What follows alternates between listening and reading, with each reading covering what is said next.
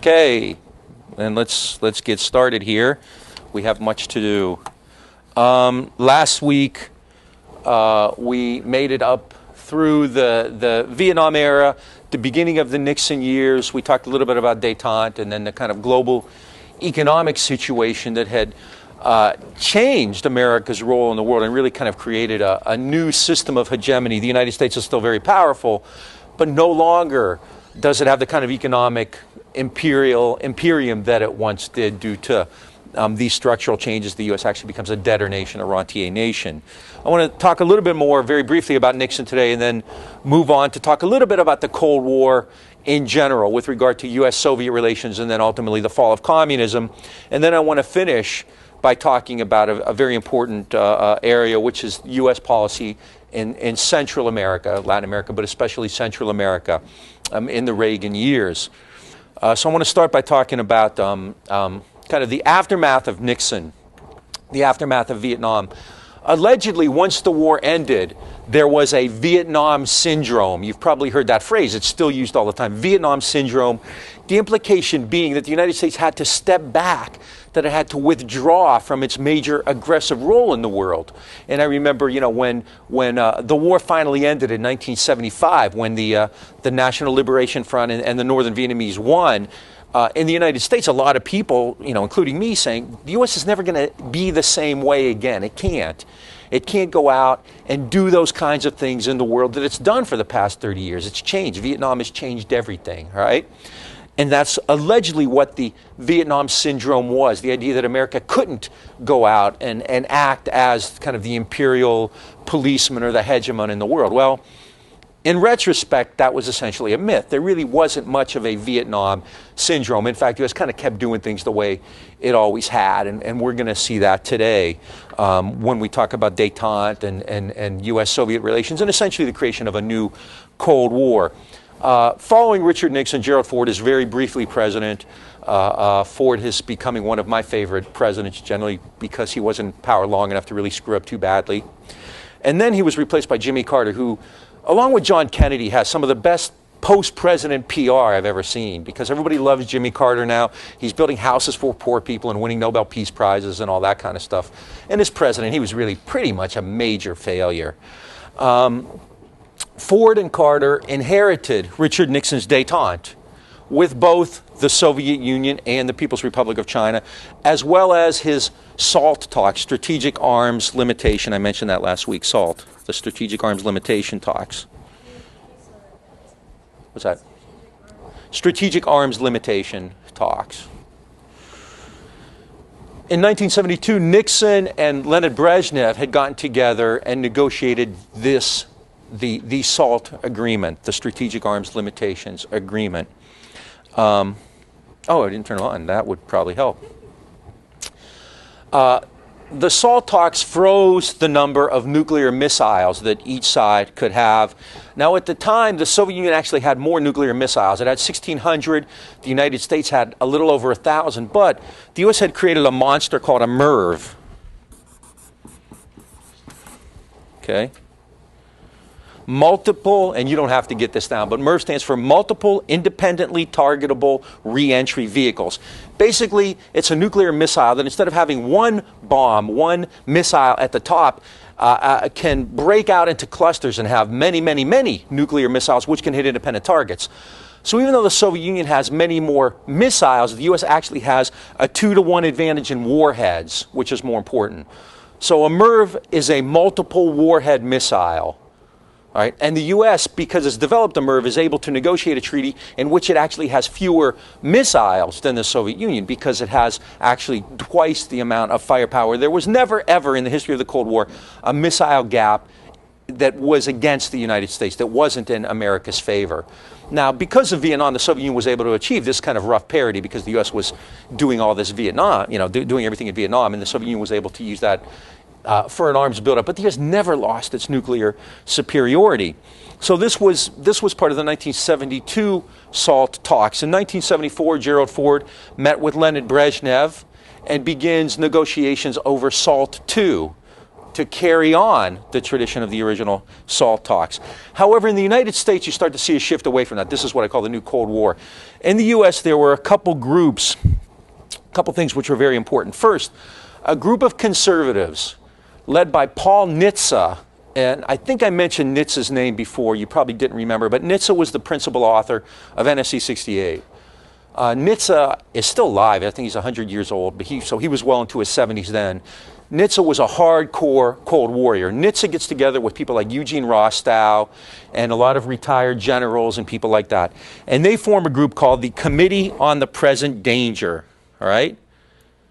The Committee on the Present Danger is a bunch of hawks, old diplomats and generals who argue that the United States is woefully weak, that the Soviet Union is now more powerful than the US, that SALT is a disaster, and that SALT II would be even worse. So they begin to raise alarms claiming that the US is very weak. In addition to that, Gerald Ford is running for re-election, and he's under attack. Ford in 1975 announces for re-election, and he will be challenged by an ex-governor from California named Ronald Reagan, okay? Reagan attacks Ford from the right. Basically, Reagan claims that Ford is selling out America's interest, that he's not hardcore enough, that the Soviet Union is a great threat, and Ford isn't paying attention to it. As a result of that, Ford has to kind of appease the hardliners to the right. So he goes to his director of Central Intelligence, the head of the CIA, who was George Herbert Walker Bush. And he has Bush put together a program to evaluate the Soviet threat. Okay? The CIA analysts come back with a very, very bleak view of the Soviet Union. They basically say the Soviet Union is in trouble. The economy is foundering, and Brezhnev is really kind of hapless, and things don't look good. They're going to have ethnic problems in the future. They're ethnic minorities. The Muslim population will be unhappy. So basically, we're in good shape. The Soviet Union isn't much of a threat. They're not doing well, and they're probably going to do worse through the years. This isn't what the Committee on the Present Danger or Gerald Ford or anybody wanted to hear. So in 1976, they got Bush to create Team B. And I'm speaking about this at some length. I normally wouldn't have, because it's very similar to what we're seeing right now with the 9/11 Commission reports on the CIA and the calls for reorganizing the CIA. It's the politicization of intelligence. This is nothing new. It's nothing new at all.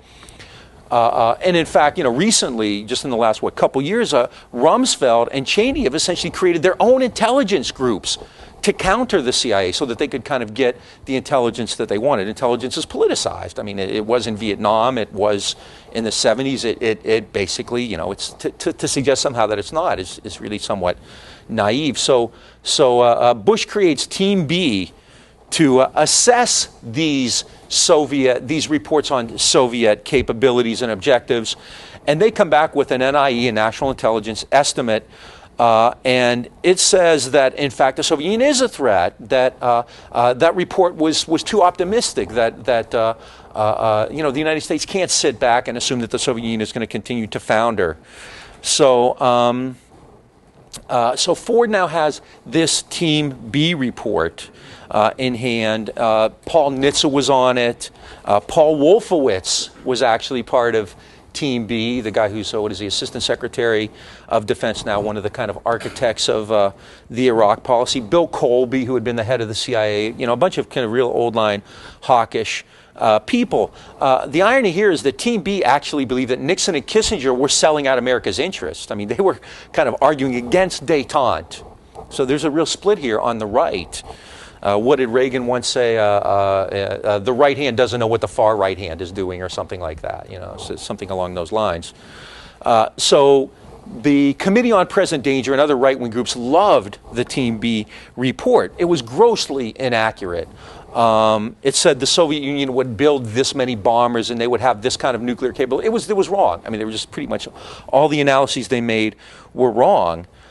Nonetheless, it justifies a break from détente and a break from arms agreements and a movement toward a more hard line in 1976. Brezhnev is aware of which way the winds are blowing and in fact begins to modernize his military with SS-20s. So you can see that the kind of the high point of the Nixon, Kissinger, Brezhnev, Mao Zedong détente is starting to fall apart under attack from the right wing in the United States.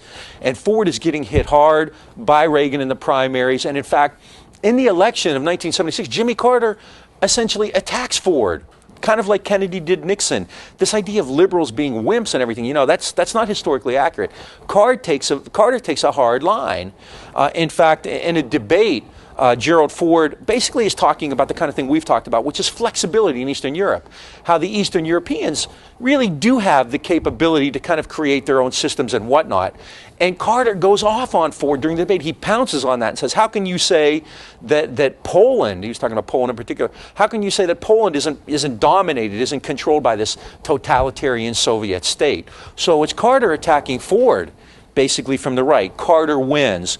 His Secretary of State is kind of an old diplomat named Cyrus Vance, but he has his own kind of Kissinger, and it's a guy named Zbigniew Brzezinski.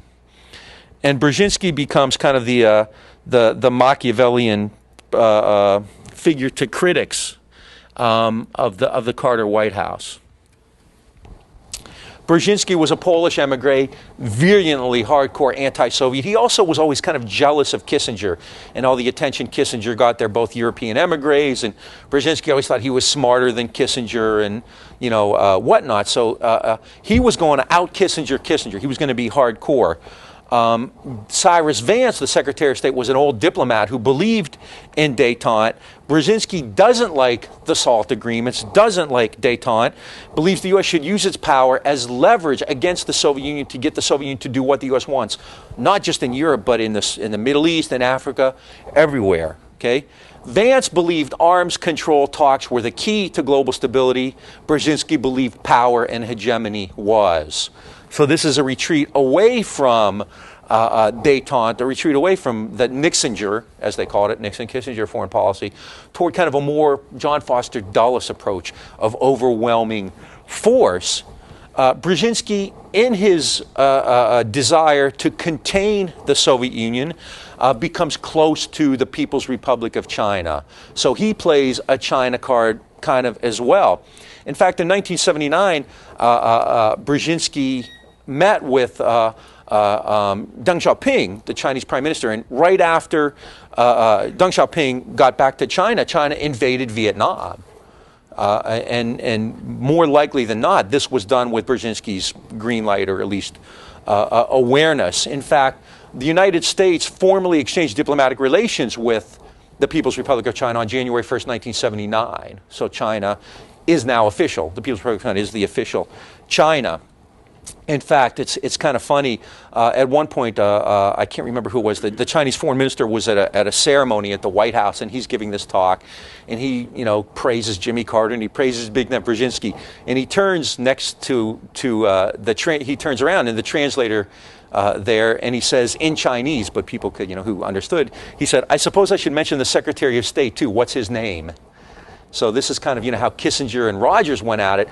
Brzezinski and Vance have the same thing. So Vance is really kind of an outcast. In fact, Vance resigns in 1980. There was the hostage crisis in Iran. There was an attempt to free the hostages, which was a disaster. Vance resigned in protest because he was against it. He just said it's never going to work. So Vance was out. Brzezinski is Carter's major hardcore political foreign policy advisor. Now, in mid-1979, Carter and Brzezinski, Carter and Brezhnev, all these BRZs get to you, right? There aren't that many names like that, so Brzezinski, Brezhnev. Carter and Brezhnev meet, and they agree on SALT II limits. Each side will have 2,400 launchers, limits on MIRVs, that kind of thing. Don't worry about it. What happens? In the United States, the Committee on the Present Danger and Paul Nitze and the right wing goes nuts, and the treaty stalls. Okay, so Carter is attacked from the right. In addition to that, two other very important things happen in 1979. What happens in Iran? There's a hostage crisis. What happens in Afghanistan? The Soviet Union intervenes. This confirms Brzezinski's worst fears. See, I told you all along, you can't trust the Soviet Union. They haven't changed. Détente was just a fig leaf. It's not going to work. Yeah. Brzezinski, yeah. Carter is foundering. He begins a major weapons buildup. Jimmy Carter is the precursor to Reagan. The massive arms buildup of the Reagan years actually started in Carter's final budgets. Carter withdrew the SALT treaty from the Senate. As soon as Brezhnev goes into Afghanistan, all hell breaks loose. Carter withdraws the SALT treaty from the Senate, boycotts the Olympic Games. The U.S. did not participate in the Olympics in 1980 because they were to be held in Moscow. He began registering young people for the draft. There had not been draft registration since Vietnam. Carter begins draft registration. He embargoed wheat and technology exports to the Soviet Union. Now, Cyrus Vance kept saying, look, the Soviet Union, and I'm going to talk about Afghanistan at a different point, but Vance is saying, look, the Soviet Union is basically acting in Afghanistan to contain a threat on its border. And it's ridiculous for us to just blow up détente over something that's very small and local. Look at, it kind of, if you want to look at it kind of an equivalence, it would be as if the U.S. were upholding the Monroe Doctrine, right? In your border, in your backyard, in your sphere, you take certain actions. And so Vance and George Kennan, the famous diplomat, were saying, look, what the Soviet Union is doing in Afghanistan makes sense. There's this real unstable powder keg on their border, and they want to contain it. So, of course, they're going to go in. But Carter ain't buying it, so he begins this major blow-up. Politically, he's dead. The hostage crisis kills him. In the election of 1980, he can't recover from it. And Ronald Reagan, who is the Republican nominee running a really hardcore right-wing campaign, wins the election fairly easily. Reagan comes in and you have a new Cold War. Goodbye détente, goodbye. Carter talked about human rights. Carter tried to talk about bringing the third world into the world community. That's all gone now. Reagan comes in, and there are immediate setbacks. Reagan announces that the USSR is an evil empire. They're the focus of evil in the modern world. This is where you start to see the kind of right-wing Christianity become a major political force. Reagan talking about Armageddon and the end of the world and nuclear exchanges. Really kind of frightening stuff. I know, many of us at the time, really thought that, the guy could push the button at any minute. He really kind of carried himself that way. He wasn't terribly well informed. At meetings, people, people like Al Haig and George Shultz and Weinberger would kind of have to explain things in very specific detail to him because he didn't understand anything. At one point, he said that he thought the Soviet Union had various nuclear missiles, and they're numbered. And so Reagan thought an SS-20 was bigger than an SS-19 because 20 is bigger than 19. In fact, that wasn't the case. This is kind of the way he thought. He would also make up stuff that he saw in movies and pretend that was real. Like, he'd been an actor, so he would, he was in a movie, and so he would talk about that, and he would tell stories like, yeah, I remember in World War II, and it was something that happened in a movie. And this is kind of the way he conducted himself. It's very ironic, when he dies, you hear all these encomium to him. I mean, the guy was really, he was not a genius, Reagan was claiming that the U.S. had fallen behind the Soviet Union, that there was a missile gap. This is the Committee on the Present Danger rhetoric, and Reagan buys it. What was the reality? In the 1970s, the United States had modernized 500 Minutemen missiles, had developed MIRVs, which was really the key ingredient, multiple warheads, which made all the difference. The global pounce power overwhelmingly still in America's favor. In the 70s, the U.S. had developed Poseidon submarines with Trident missiles. They had built 200 new cruise missiles, which could avoid Soviet radar, had deployed the most advanced strategic bombers. Reagan's budget for the Pentagon for 5 years was allocated at $1.6 trillion with a T dollars. Carter's had been 1.2. Carter's was ridiculously overblown. Reagan's even more so. Reagan's defense buildup would have accounted for 8% of the gross national product, which would have been the highest since, I think, Korea, actually. I think higher than Vietnam, the highest in peacetime. In 1983, Reagan proposed a strategic defense initiative, better known as Star Wars. Why? He saw it in a movie. He had been in a movie in the 1940s where bombs had come in and this shield had appeared and the bombs bounced off of him, kind of like, a Roadrunner cartoon. So Reagan says, I've seen this. The scientists can do it. Every scientist with any credibility said, this isn't going to happen. It's impossible. To create a shield which will stop all Soviet weapons. Reagan didn't care. So they begin spending money on Star Wars. He deployed Pershing intermediate nuclear missiles to Germany amid huge uproars of protest throughout Europe. This is a huge boost for military Keynesianism. Reagan creates kind of a new American economy. Remember before we talked about how the United States had basically quit becoming a major productive country.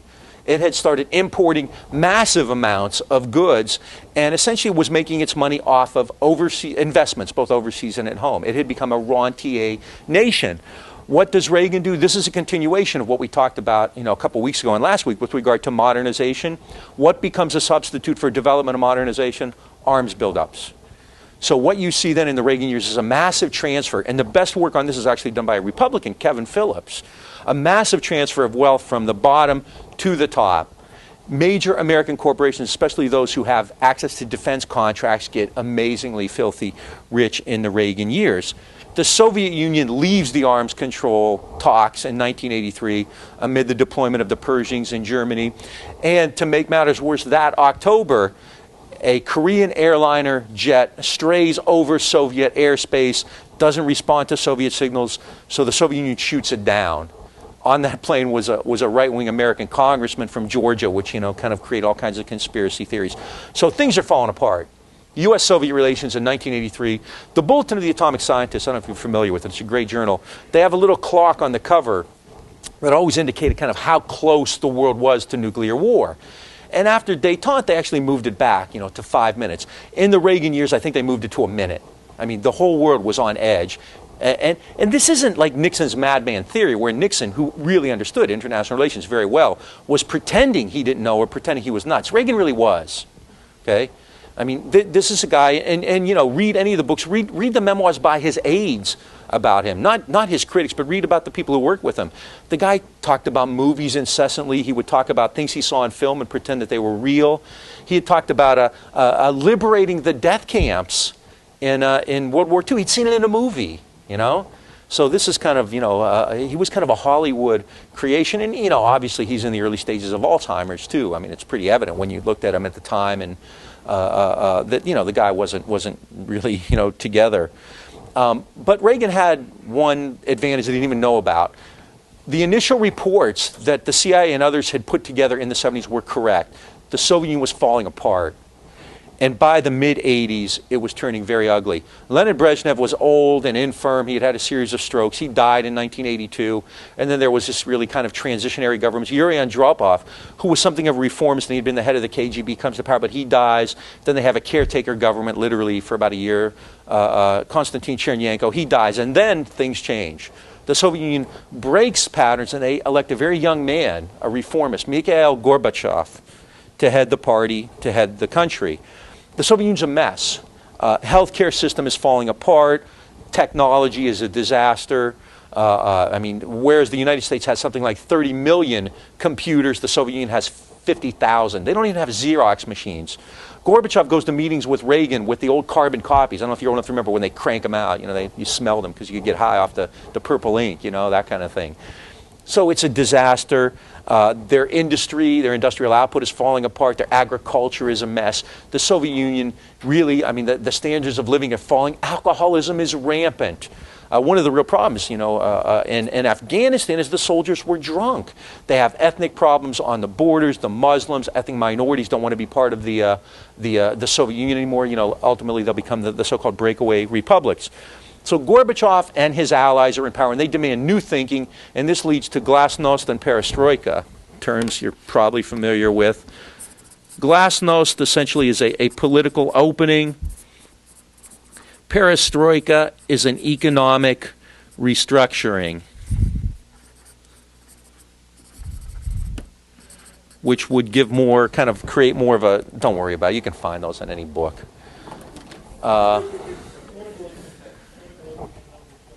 Glasnost is kind of a political opening, which basically releases political prisoners, allows media to present, the news as they see fit, frees Solzhenitsyn and Sakharov, both leave. A bunch of Russian Jews emigrate to Israel. It's a political opening. Perestroika is an attempt to begin to create a market economy. the combination ultimately proves deadly. One reason that the Chinese still are putting people in jail is because they won't do this.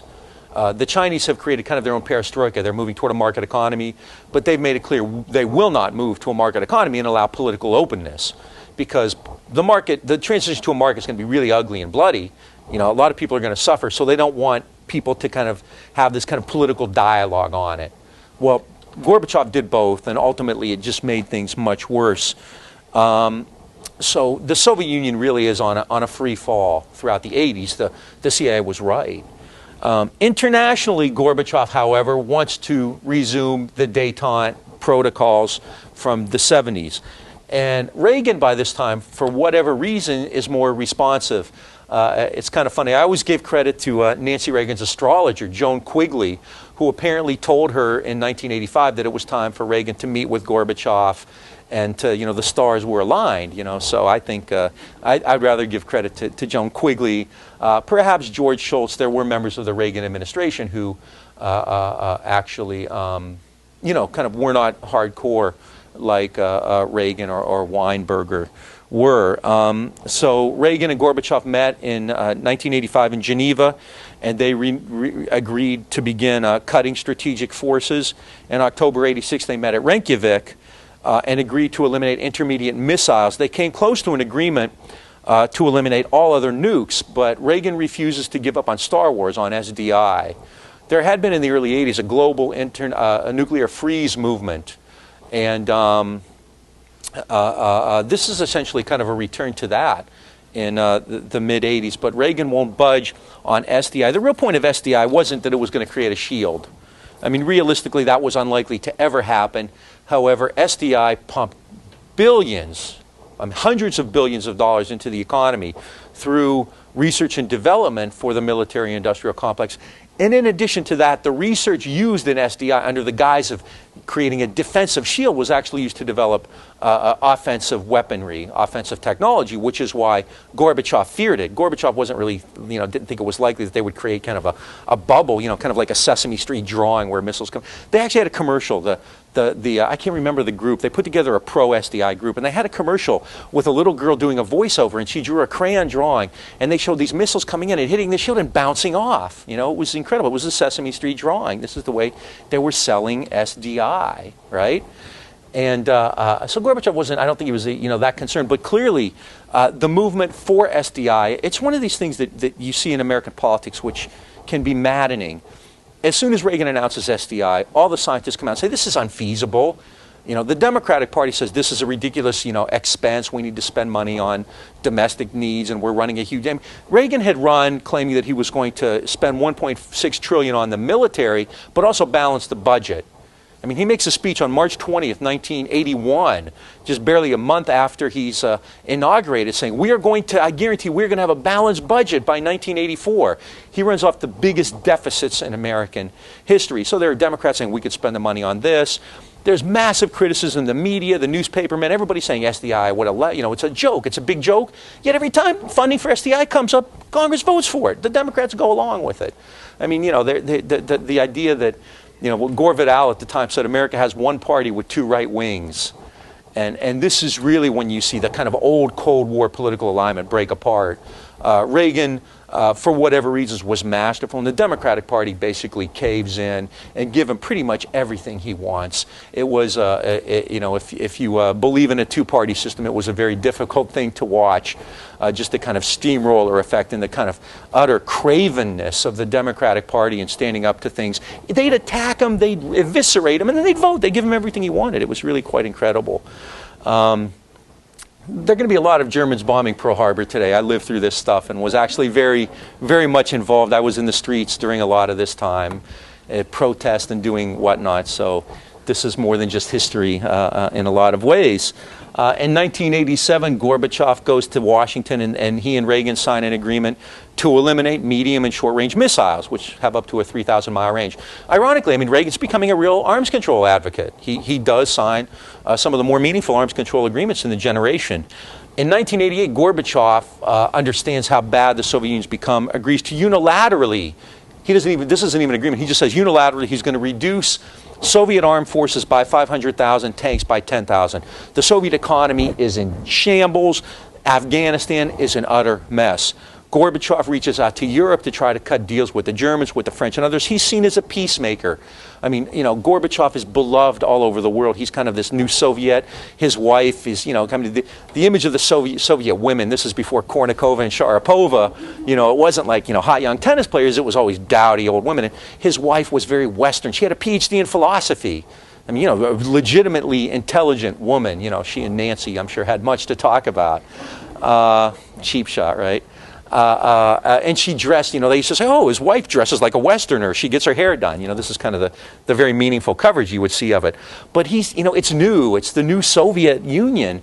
And so this frightens the Americans.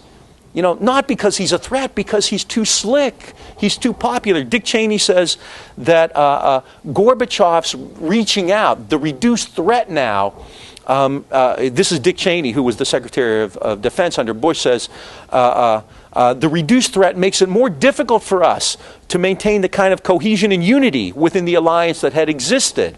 What he didn't say, but what he really meant is we can't spend as much money on the military with Gorbachev doing all this stuff that we've been demanding that they do for all these years. I mean, you know, this follows a pattern that started with Stalin. Every time it's confronted, what does the USSR do? It backs down. It's too late for Gorbachev. You know, Gorbachev is still hailed throughout the world. There is in Europe especially, a hardcore left-wing critique of Gorbachev, which really eviscerates him, for essentially destroying the equilibrium that existed throughout the Cold War. Gorbachev, by trying to achieve perestroika and glasnost at the same time, by making these unilateral decisions, by never really modernizing the Soviet Union, essentially causes the demise of socialism in Eastern Europe. Gorbachev actually began having free elections, and the communists got thumped in all these elections, which wasn't terribly surprising. The Baltic states, Lithuania, Latvia, Estonia, constitute the breakaway republics. Azerbaijan, which we've talked about before on the Iranian border, is in revolt. The ethnic minorities, especially the Muslims, start to have all these kind of uprisings, which we see today in Uzbekistan and Estonia and elsewhere. In Poland, a labor group called Solidarity wins elections, and Lech Wałęsa, who was a labor leader, becomes president. In 1978, the Vatican picks a new pope who's an anti-communist Pole, who, you know, spreads the message, the anti-Soviet message throughout Eastern Europe. East Germans begin flooding in to West Germany via Hungary. Czechoslovakia rejects the Communist Party. Finally, the Berlin Wall gets torn down. Gorbachev declares that the Cold War is over. George Bush is now president and says, if I signal to you that there's no Cold War, then you'll say, well, what are you doing with those troops in Europe? I mean, come on. So again, the U.S. is kind of concerned by the idea that peace is breaking out in Europe, because it takes away the major justification for American troops, for American arms, for military Keynesianism. Bush supports Gorbachev but gives him no economic aid. All right? And so Eastern Europe, and especially the USSR, is in free fall. It is disintegrating. The Soviet economy, you know, is utterly a shambles. It's in tatters. Production is low. Inflation is running away. There is political turmoil. There are intrigues and coups and counter coups. In August of 1991, actually, the old communists had a coup against Gorbachev. They wanted Gorbachev to join them to kind of reinstall communist control over the Kremlin. Gorbachev refuses. This creates an opening for reformists, especially led by Boris Yeltsin. You're all familiar with Yeltsin, who became a real fodder for late-night comedians because he was usually drunk. You know, he liked to imbibe. Is Yeltsin still alive? Yeltsin's still alive? Okay. He's already a bomb, so. Gorbachev was badly damaged. Yeltsin emerges, and on December 25th, 1991, Gorbachev resigns. And this massive wave of triumphalism takes over. The U.S. won the Cold War. Reagan was right after all. American defense spending is what did it. And this is a debate that remains and is rekindled as it was when Reagan died, you know, this past summer. There's a new book out by Jack Matlock, who was Reagan's ambassador to the Soviet Union. He was, I believe, actually the last official ambassador to the Soviet Union under Reagan and Bush. And Matlock basically quotes Reagan as saying, this was Gorbachev's deal. Gorbachev did it. It was his country. He ended the Cold War. Matlock agrees pretty much with that. Gorbachev basically ends the whole, kind of Cold War standoff. He has free elections. He opens the borders. He acts in ways that would be unfathomable in the American sphere of interest, as we'll see when we talk about Latin America. By the time Gorbachev resigned, it was too late to save the old system in the USSR, and things fall apart. I mean, mafioso Russian, capitalist, venture capitalist Russian. The Soviet Union becomes kind of what Marx and Rosa Luxemburg would call, kind of primitive accumulation. I mean, it's really an underdeveloped economy, so all these Westerners flood in, looking for investments, looking for some kind of a scam. You start to see millionaires and multimillionaires emerge, big mafia problems, a huge nuclear stockpile that's really not controlled by anybody. Nuclear weapons probably sold on the black market, massive ethnic and religious tensions throughout the old USSR. So really Bedlam, kind of replaces the Soviet system, and there's nothing really there to stabilize it. In the United States, there's still a great deal of debate on the impact of Reaganism. I mean, there's no question that it led to massive deficits. You just can't argue that. Deficits in the $4 trillion range. In Reagan's first term in office, he had more deficits than in the entire history of the United States combined prior to that. This is a guy who claimed that he was going to increase defense spending, cut taxes, and balance the budget, and what did George Bush say? What did he call that? Voodoo economics. William Safire, a conservative economist, said he's given voodoo a bad name. Okay? So in addition to that, there's really a legacy of this kind of disintegration of Eastern Europe, which clearly the West thought was a good thing, and clearly eliminates this whole Soviet structure in Eastern Europe, but also creates kind of instability throughout the global community. Went through this rather quickly. Does anybody have any questions? Yes. I'm going to push the... Isn't the current president trying to finish up Star Wars and trying to Putin? get that going? No, our current president Bush. Oh, Bush, our current president. They've talked about re-energizing SDI Star Wars. I don't think it's gone anywhere. In the 80s, they had what was that huge contract? It was basically the biggest military contract ever given out, and Texas got it for the Collider or whatever? It was like a figure 8 underground. Yeah. The Super Collider, right? And basically that project died. All the Star Wars projects basically died, but the amount of money, nearly $1 trillion, was spent on something that never happened. Think of that. $1 trillion spent on something that never happened. Okay? That'd be like paying me not to show up, which, I think everybody would like to see, right? Yes. It's reminiscent of in the 60s there was a famous mole project, Brennan Root's effort to dig a hole to the center of the earth that Johnson helped fund, and just gobs and gobs of cash to dig a hole. Like cash went into a big mole hole. Absolutely absurd. Yeah. It's just you couldn't make the stuff up better than that. And my point here, which I've been saying, which most historians won't agree with, is that the point of these projects is not to contain the enemy or to respond to a threat. It's to create contracts. It's to give money to the Brown and Roots and the McDonnell Douglases and the Martin Mariettas and the General Dynamics of the world. That's the point of it. Yeah. I do recall on the eve of September the 11th, the strikes on September the 11th, SDI had been absolutely refurbished. There was a new campaign afoot with the Bush the Lesser to redo SDI. It was completely on the table, and then September 11th happened, and it's gone because it was essentially supplanted by they don't need terrorism. Yeah, right. Terror, the war. I mean, this is the first thing, as soon as those planes hit, the first thing that everybody's thinking after this, oh my God, what happened, is, okay, what do we do with this? I mean, there's no evidence that Bush set it up. I mean, I think it's absurd to suggest that the CIA was responsible for those bombings. If you've seen anything, if you follow the news, do you think the CIA is capable of doing that? Good Lord. But clearly, any time something like that happens, and one of the real things, one of the real problems that emerges when the Soviet Union falls apart from the American standpoint is, shit, what do we do now to justify these trillion-dollar defense budgets? And, when I talk, about the Middle East, I mean, they go in search of enemies. They have to find an enemy somewhere, right? because, you know, the Soviet Union, the beauty of the Soviet Union was that became the reason for everything for 40 years.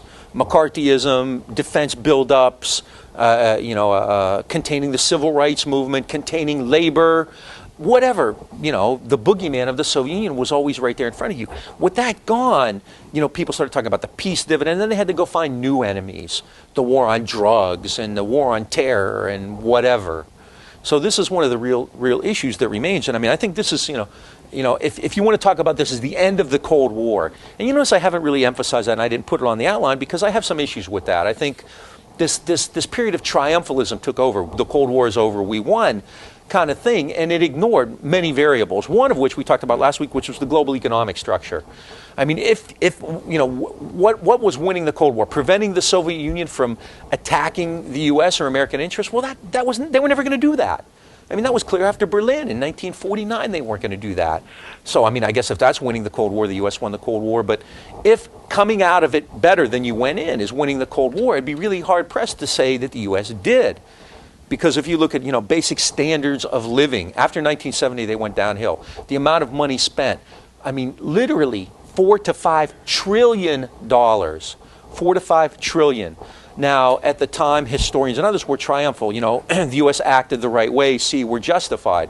One of the big books by a historian was by a guy named Mel Leffler, who went on at great length. The book was called A Preponderance of Power. Critics called it a preponderance of pages because it was like 600 pages long. I called it a preponderance of prudence because Leffler kept talking about how prudent American officials were. Leffler's book is full of examples of how the U.S. always understood the Soviet Union was no threat, that they did not have parity in arms, they did not have the strategic capability or even the intent to cause the United States damage. Nonetheless, the United States spends $4 trillion on weapons to fight against an enemy that it already knows is not capable and doesn't have the intent to harm you. Right? That's prudent. I mean, this is kind of the whole debate that occurred in 1990. It wasn't really much of a debate because the triumphalists just steamrolled everybody else. But the point was, I mean, so to suggest that the Cold War had ended, really creates all kinds of ideas that I think are still in play. I mean, the Cold War may have been about the Soviet Union, but it's also about finding enemies. It's about finding rationale to spend money on weapons. It's about finding rationale to keep people at home subdued. It's about the nature of the state power. And so what happens after 9/11 is exactly the same thing you see in the Cold War. We don't call it that, but substitute Al-Qaeda for the Soviet Union. Substitute the Patriot Act for McCarthyism. Substitute the wars in Afghanistan and Iraq for these massive arm buildups in NSC. Substitute the Project for a New American Century for NSC 68. And you get the same stuff, all right? Substitute Team B for Team B, right, in the CIA. So I don't like saying the Cold War is over because, clearly the Soviet Union doesn't exist anymore. Communism in Eastern Europe doesn't exist anymore. And in that regard, yeah, there's no Cold War. But the power of the state, remains.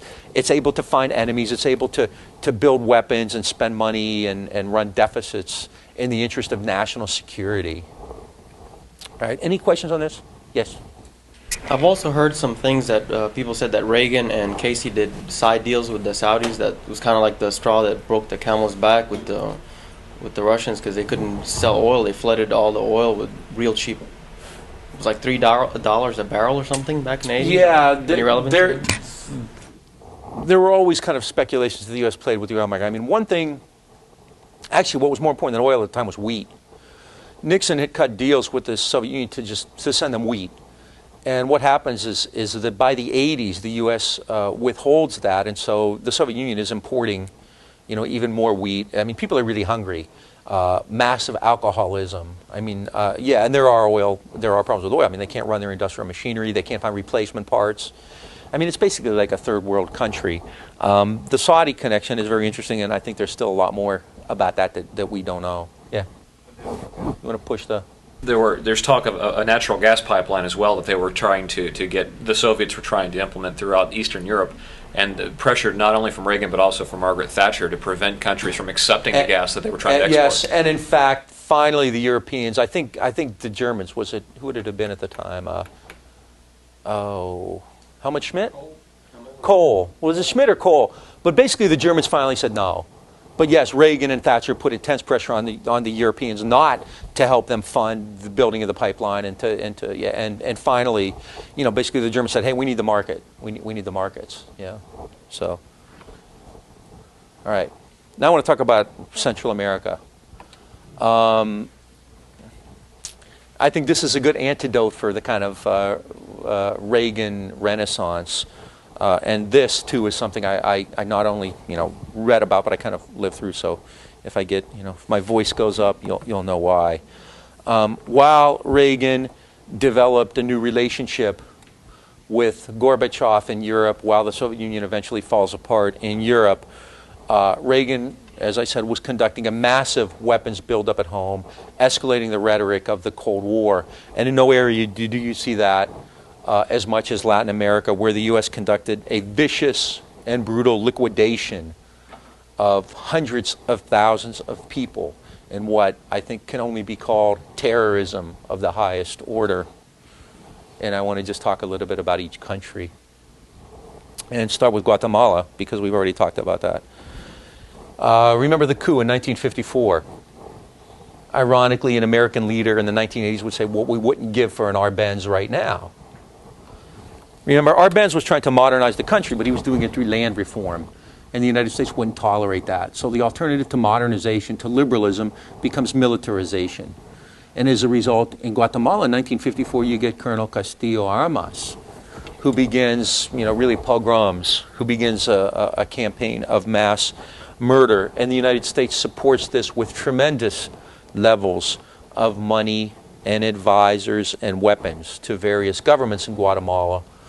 At the same time, Castillo Armas and his predecessors are so repressive that a movement of guerrillas immediately begins, and so there is a low-level war going on in Guatemala, throughout this period. The government is generally able to suppress it because it has so much support from the United States. In 1970, the Guatemalan president, Colonel Carlos Arana Osorio, vowed openly to eliminate the guerrillas, quote, even if it's necessary to turn the country into a cemetery. Within 12 weeks, he raided the National University, arrested 1,600, and killed 1,000 others. Among those killed were the typical, the usual suspects, communists, socialists, human rights activists, labor activists. But basically, the military, which ran Guatemala, wanted to eliminate everything in between itself and everywhere else. So centrists and Christian Democrats were also targeted by the forces of repression in Guatemala. Basically, the military and the oligarchs wanted to maintain power. And the oligarchs are still connected to a lot of corporations, not just UFCO, but Coca-Cola. Coca-Cola opens a lot of bottling plants throughout Latin America in the 50s and 60s. And one thing that Coke wants to do above all else is keep what out? What do you want to keep out? Unions, right? So every time workers in Guatemala talked about unionizing, paramilitaries or death squads or the army, all very similar, would essentially take matters into their own hands. And union leaders would disappear. Human rights activists would disappear. That kind of thing. In 1974, in fact, the army came in and basically wiped out all opposition leaders, not just the left, but center, Christian Democrats, moderates, people like that. All the while doing this with American support, American aid. Richard Nixon and Gerald Ford kept this military aid flowing, kept these military supplies flowing. Between 1966 and 76 alone, upwards of 50,000 Guatemalan were killed, particularly Mayan Indians. Mayan had their land seized from them. Many of them lived on fertile land. In addition to that, a lot of international petroleum companies began drilling in Guatemala. They would eventually find oil in 1980, I believe. And so the Mayan were in the way. And so the Mayan were particularly brutalized, and a lot of the Mayan in particular would join the guerrilla armies as well. So Guatemala is truly a killing field. Now things change a bit when Jimmy Carter becomes president. One of Carter's percepts of foreign policy was to take an active interest in human rights. And this really was quite different. Whereas, and until the influence of Brzezinski really becomes, dominant, Carter does have a different approach to foreign policy, especially in Latin America. Carter, instead of focusing exclusively or overwhelmingly on East-West issues, the Soviet Union versus the United States, believes that a North-South dialogue is needed between the powerful industrialized countries and the southern countries, which are agricultural and living in poverty and repression. So essentially, he kind of gets it in that regard. He understands that things like the Alliance for Progress and U.S. policy in Latin America really have created underdevelopment, have not modernized at all. So Carter especially starts talking about human rights, and he, this kind of goes back to that old Kennedy equation. Remember, Kennedy said, ideally we'd like a democratic government, but we want to prevent the Castro government, so we kind of get stuck with military dictators.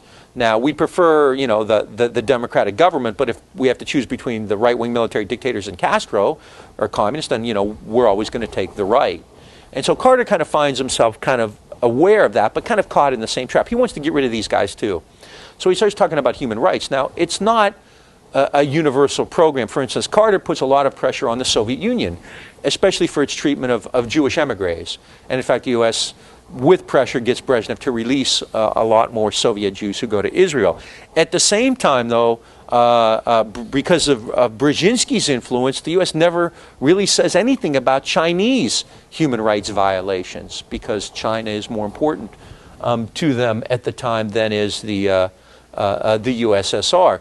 In the same way, Carter talks at great length critically about the government in Argentina. Argentina was run by a military junta, which will eventually fall apart in 1982 because Argentina goes to war against Britain in the Falkland Islands and loses. But Carter had put intense pressure and tried to expose the Argentine government. In fact, Carter even had an assistant secretary of state for human rights, first president ever to do that. So he kind of understood that the social system, the class system in Latin America and American support had led to these massive human rights degradations. So with regard to Guatemala in 1977, Carter actually suspends arms shipments to Guatemala City because of this human rights doctrine, because of this new need to maintain, kind of a decent system to try to create human rights respect throughout the region. However, the discovery of oil, followed by the election of Ronald Reagan, changes things again. The discovery of oil leads to a massive relocation, a mass murders of Guatemalans, especially the Bay and especially the guerrillas. Multinational corporations flood in there, and working with the oligarchs and the military, they begin to drive people off the land.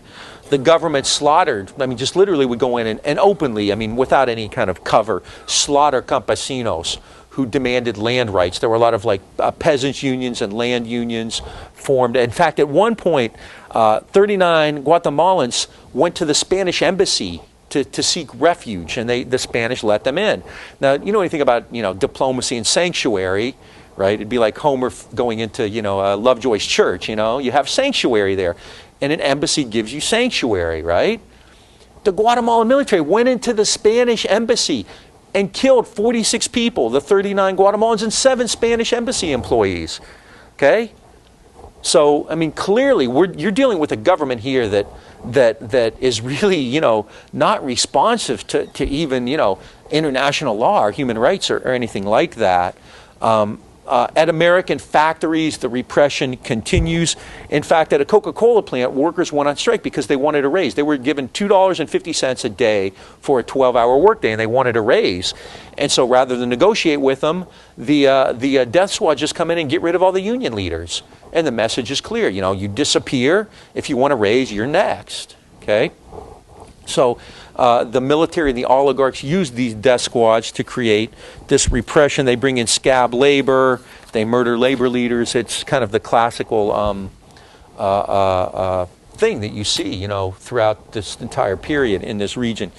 I have a link here where it says murdering the country. The National Security Archive in Washington, D.C. has done a really amazing job of uncovering documents on U.S. policy some of which are just simply incredible. They actually uncovered, the CIA in the 1950s put together a 19-page assassination manual to give to the Guatemalan military, which goes into intricate detail. How do you kill a labor leader with a knife? How do you kill a human rights activist with a gun? How do you bomb a market and make it look like the guerrillas did it? It's just simply amazing. Also, in the last few years, there's been a very courageous woman named Jennifer Harberry, who was actually married to a Guatemalan guerrilla, who was killed, who was tortured and murdered with CIA complicity. And she's actually filed lawsuits and gotten a ton of documents. So this stuff, in addition to that, the CIA has published its own history of the Guatemalan intervention. Nick Cullither did it. And which, you know, basically, I mean, you can't hide this stuff. It's really striking. Guerrilla activity, I mean, the one thing about all this repression is it's going to increase the guerrilla movement as well, right? I mean, as the repression increases, then more people are going to take up arms against the government. One ex-vice president finally said, "There are no political prisoners here in Guatemala, just political assassinations." They didn't even put people in jails. They just murdered. They just went on to these whole-scale rampages. In 1982, in fact, a fundamentalist Christian, General Efrain Rios Montt, was elected president, and under the guise of God, conducted a massive bloodbath, really outdoing anything that had occurred up to that point. Reagan lifts the arms embargo when Rios Montt becomes president, and the repression is worse than ever. Tens of thousands were killed in the 1980s alone. All told, between 1954 and the late 80s, about 250,000, especially Mayan, were killed. All right? In fact, the Guatemalan military was so casual about this, and the reason that people know so much about it is they kept very detailed records. I mean, they kept notebooks with the name of the person, what kind of torture, how he was killed, the date on which he was killed. They didn't think that, you know, this is the kind of thing you should keep under wraps. They, in fact, maintained records on this. All right? I mean, and the United States is quite aware of this, except for that brief period, you know, when Carter institutes human rights, or tries to institute human rights reforms. This was clearly an American hit job. The United States supplied the weapons. American corporate leaders were there organizing anti-labor activities. You know, under the guise of the Cold War, the United States is responsible for this massive murder. As the president said, "I'm going to turn the country into a cemetery if I have to." It's very difficult to read about this. You know, there's not a whole lot of nuance to it. You know, a lot of times say, well, but I mean, in this case, you have a very small country. The total population of Guatemala is about 5.5 million people. 250,000 are murdered. Who knows how many more escape? We had actually there was a Guatemalan woman here last year who escaped. She fled. She was on the death squad's list. This is recently, and she fled into Mexico through Chiapas and made it up. So, you know, who knows what happened to her family? There were several nuns killed and raped by death squads because they were doing human rights work. I'll talk about it in a minute, but one of the real important developments in the 70s and 80s in Latin America was the emergence of what was called liberation theology, where, you know, priests and nuns actually took an active role in social issues, and so they were often targeted. Yeah. Isn't this the setting for the film Romero? I'll talk about that. Okay. Yeah. That's in El Salvador, which I'm going to talk about next. And Guatemala, in many ways, is the most tragic. The numbers there are probably bigger than they are anywhere else. It's more horrific, and I mean, the U.S. role there could not be clearer. I mean, from the coup that overthrew our Benz, to the arms shipments, to the suspension of arms shipments, to the resumption of arms shipments, to the role of American corporate leaders, Coca-Cola, and others. So it's really it's there. You know, it's really quite striking. Right? Any questions on this? Because I am going to talk about El Salvador. I'm actually going fairly fast today, so I can slow down a bit. So if you have any questions, you know. All right, El Salvador. El Salvador had and all of these countries. All of these countries are still living with the vestiges of the Spanish system and then the American dependency. It's basically, you know, Spanish colonialism and the Monroe Doctrine. So in all of these countries in Central America, especially, there's never been development. And we talked about that at the turn of the century. Remember, with the American interventions against Sandino and against Farabundo Martí and others. So you have a grossly unequal social system where the oligarchs and in Latin America and Central America, especially, the major source of wealth is still going to be what? Is it going to be capital? No, it's not developed, so it's going to be what? Think of the South before 1861, land. So you still have a landed oligarchy, all right? Why do you think they call these places banana republics? Because fruit is really one of the major, it's probably the major commodity. Fruit, coffee, yeah, things like that. So it's still a primary, it's an agricultural, these are agricultural economies with basically feudal social arrangements. Remember in Guatemala in 1954, the real issue there with the land reform wasn't that they were taking land away from UFCO, they were taking fallow land and giving it to peasants. And if peasants had land, then they could become independent. They would lose that dependency. So it's a really incredibly pathological and dysfunctional social system and economic system that you have in Latin America. In El Salvador, you have, the top 1 or 2% own over half of all the land. And these major oligarchs on the plantations, the coffee planters and the fruit growers, who have connections, very close connections to American corporations, really dominate those countries overwhelmingly. And then, what industry you do have, what manufacturing you do have, tends to be things like Coca-Cola or American companies who come in and set up. It's kind of light manufacturing. It's not heavy. They're not making cars or steel or anything like that. It's basically stuff like bottling Coke. Coca-Cola bottling plants, things like that. They make baseballs in Haiti. And so the social system is it's a powder keg. It's a classic. I mean, if you look at it, this is really easy. You don't have to be a genius to figure any of this stuff out. It really does fit into the framework, very, very easily. So in El Salvador, then, you have this kind of social unrest brewing for years. I mean, really throughout the entire 20th century. Anytime a group or individuals emerge to challenge that, the consequences are pretty predictable, whether they be labor or human rights activists, radicals, whatever. The elites take action to contain them. In the case of El Salvador, the oligarchs created death squads, paramilitaries.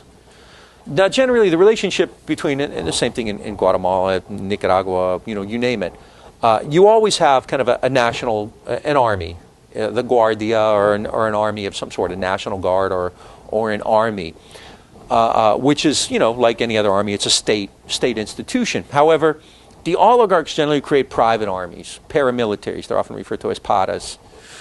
And the paramilitaries are essentially doing the same thing as the army, but they do the army's kind of real dirty work. So if you want a bunch of peasants in a village slaughtered, you send the paramilitaries in. So the army could say, hey, we didn't have anything to do with it. Now there's close coordination. The same people who run the state run the paramilitaries, right? So, I mean, what? Yeah. I mean, this is repeated all over the place, right? I mean, it's like me getting James to grade for you, so my hands are clean and he's responsible for all this, right? So, El Salvador was certainly no exception to that. Now, as a result of the repression in El Salvador, the left forms an army, a movement called the FMLN. The Farabundo Martí was a socialist in the 30s.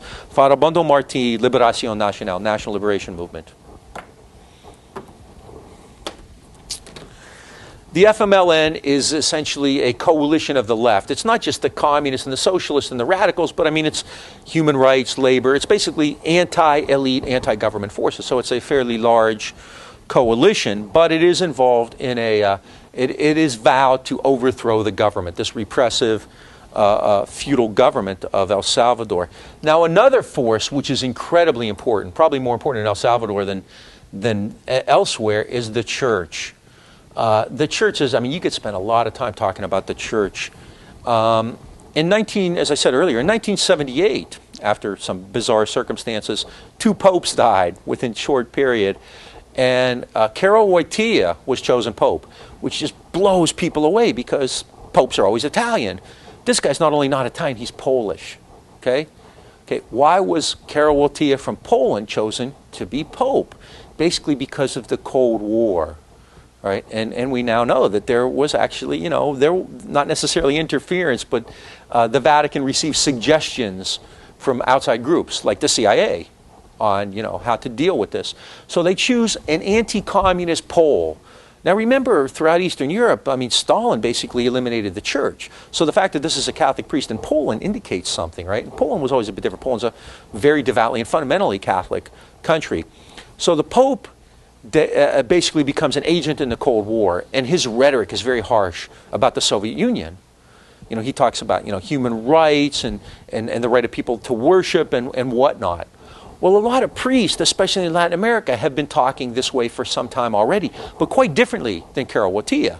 They had created a concept called liberation theology. Liberation theology. Has anybody ever heard of that? Okay, it's a new name for something that's been around. The Catholic Church has always kind of been split. The majority of Catholics are very conservative. The Catholic Church supported Franco.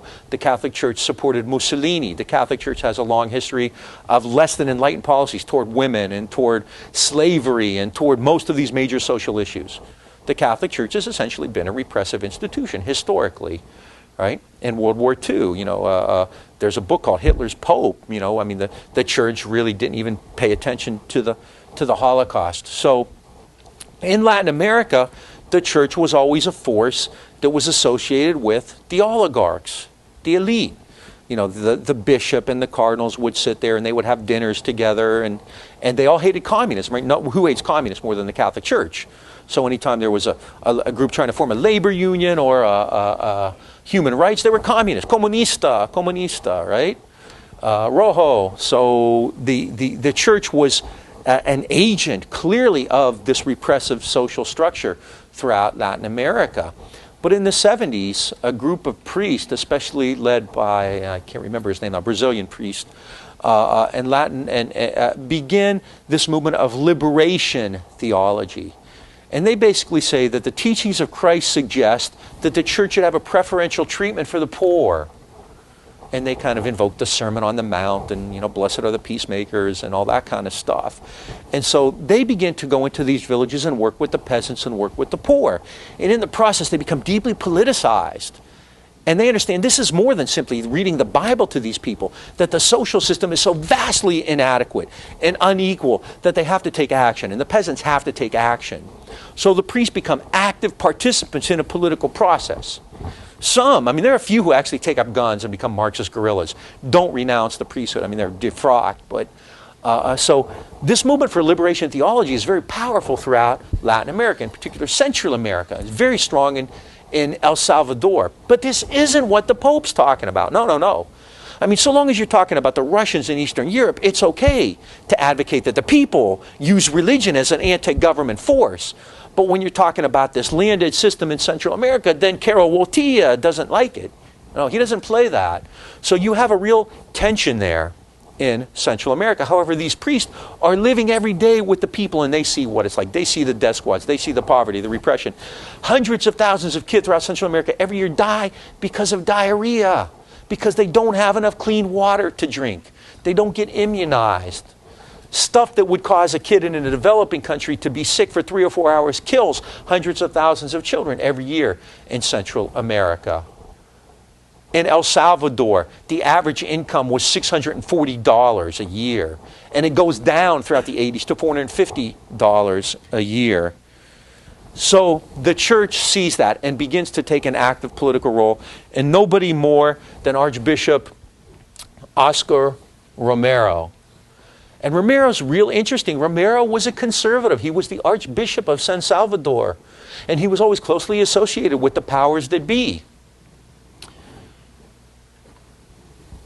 But Romero can't really ignore what he sees in front of him. The crisis between El Salvador's very, very small elite, the oligarchy, and the mass of the poor and increasingly radicalized peasants begins to play an increasingly important role in Romero's life. The country is involved in a civil war. The FMLN has vowed to oust this regime, to overthrow this horrible regime. The government takes increasingly repressive political measures. In fact, in 1977, the government in El Salvador institutes what's called a public order law. The president, whose name was also Romero, Humberto Romero, basically in this public order law gives the army a license to kill. You can take whatever actions you deem necessary to take care of enemies of the state. Right? You don't like that human rights agitator, you don't like that labor agitator, you can kill them. That's to restore public order. In the name of security and public order, you can get away with a lot. So the war rages on. Tens of thousands of people are being killed. Romero is the Archbishop of El Salvador. He had been something of an intellectual. But in 1977, right after he became Archbishop, one of his really good friends, a parish priest, was murdered. This guy had been a priest to a poor rural community, and he and two of his parishioners who were agitating for social change were ambushed and murdered. And Romero was stunned. I mean, he couldn't believe this, that simply speaking out, for justice and for food could get you murdered. So he began to kind of see that this, was happening all over the country. He began to look into the lives of the people of El Salvador. And more he began to practice this kind of liberation theology. And he himself was, this guy's not a Marxist, he's very conservative, okay? However, more and more he begins to see that this social system has really gone awry. And more as these peasants come to his masses, he begins to preach that way.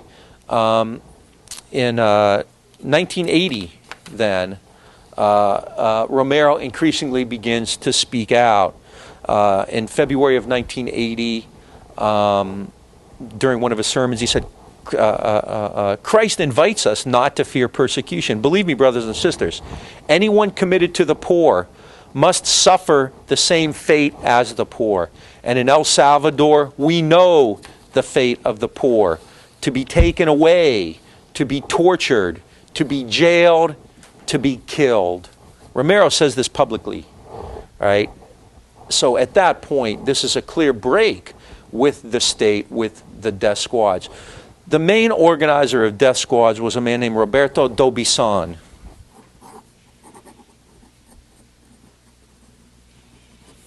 Dobison would later form a political party called Arena. Dobison had close ties to two groups of particular importance in the United States: the CIA and a group of exiles in Miami. Miami is obviously an interesting place. Whenever there's some kind of a coup in Latin America, the people who lose head to Miami. Whenever people retire, they head to Miami. So Miami is full of, a real rogues gallery of the Latin American right.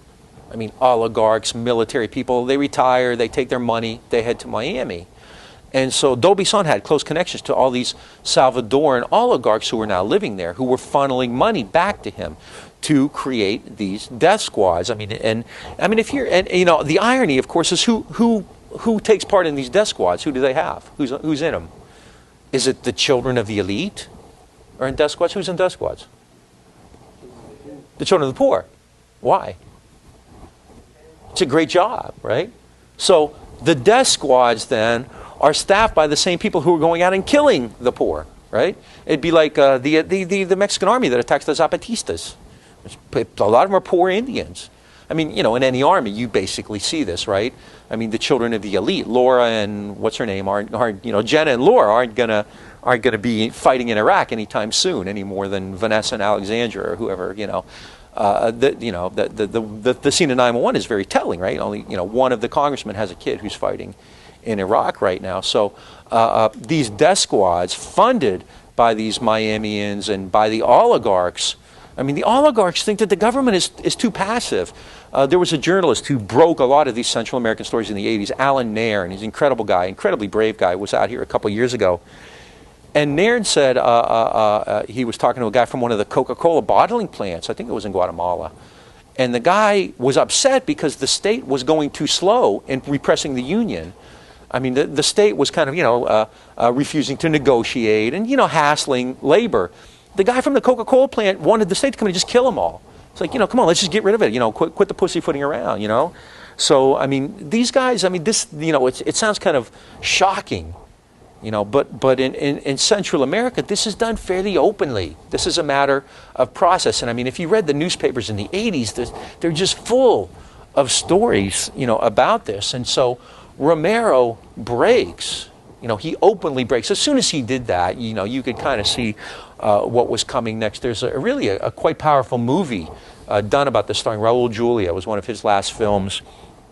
And in March of 1980, Romero gives a Sunday Mass. Was it Palm Sunday, or it was close to Easter time? And he stands up during his sermon, and he says, "I want to talk to the soldiers." So he directs this sermon to the soldiers. And he says, "Brothers, you come from your own people. You are killing your own brothers. Any human order to kill must be subordinate to the law of God, which says, 'Thou shalt not kill.' No soldier is obliged to obey an order contrary to the law of God. No one has to obey an immoral law. It is high time you obeyed your consciences rather than sinful orders. The church cannot remain silent before such an abomination. In the name of God, in the name of this suffering people whose cry rises to heaven more loudly each day, I implore you, I beg you, I order you, stop the repression." The next day, Romero was killed. No, we're out.